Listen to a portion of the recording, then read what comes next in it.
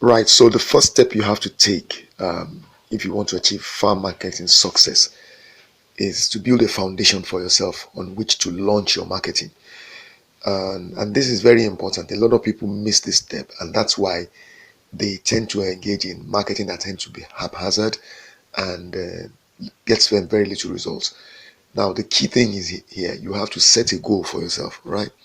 And when you set the goal for yourself, you have to define what exactly achieving the goal will will kind of be like. What will you see when you've achieved the goal?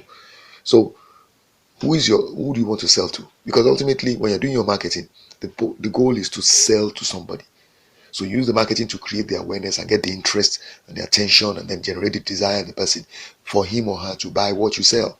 So the marketing is designed to kind of attract people to you that are likely to be interested in buying. So you need to define exactly what kind of person you want to sell to. Now this is funny enough. Funny enough, this is something that people just take for granted. A lot of people you ask this question: who is your target audience?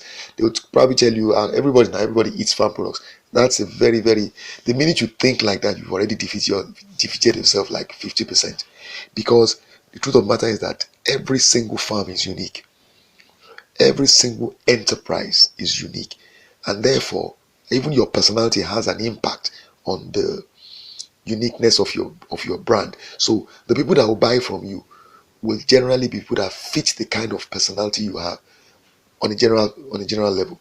Now, regarding your farm business, it's the same thing. And like I said, each farm itself, each farm enterprise will have its own unique personality. So the products you sell, the location where you sell the products, the manner in which you cultivate your products. Let me give an example. You will see that there are people today who are very health conscious. So they tend to look for farms that raise their products organically, whether they're livestock or plant products. Right? They want to check what do these farm products go through before they get to us in the market. So some people actually want to visit the farm whose farm product they hope to buy in the city, or they want to research you and find out what exactly are the farm processing methods you employ. Do you use artificial inputs, or do you use all natural organic processes and all that? And that matters to them. They want to decide where to spend their money based on what they think you're doing in order to produce the farm products that they are going to buy from you. This means that if you decide to run an organic farm, the kind of people that will come to you will be very different from what you would have if you decided to run a farm that uses all these latest. For instance, if you're into crop farming, then you do a lot of GMO products, and you know what that means, the genetically modified products. Not everybody wants to eat that today. So you have to determine and kind of intelligently evaluate, based on what you have to offer, the kind of people you can target who will be interested in what you want to sell. Because it will not be realistic for you to target people who are not interested in, who want to eat organic products, when what you are doing on your farm is not organic based, it's not natural, it's not nature based. So that was just to give you an overview in terms of your thinking that you need to adopt if you want to commence your marketing. Defining your target audience profile means you're going to be looking at things like their demographics. What age group do they belong to? What is their um, economic status? Are they in the middle income level? Are they in the high income level? Blah blah blah, things like that. Male, female, gender, stuff like that. Then you want to look at the psychographics. Okay, this has to do with the kind of for instance, are they technology friendly? Are they people that are maybe they are party going people, outward going people that are into maybe a lot of activities that have to do with entertainment, blah blah blah, things like that. Maybe the industry they work in. Now, all of these factors will be used to define what is called a target audience profile. All right, even the location they live, those are things that are important. That's part of demographics. So you look at all those things, and then it determines what kind of people you want to make your target audience. Now, the funny thing is, it is very likely, if you're listening to me, that you already have a farm. The question is, do you already have customers? If you do, what kind of people are they? Do you have more men buying from you than women? Those are important things to note, because you want to ask yourself, why do I have these kinds of people coming to me?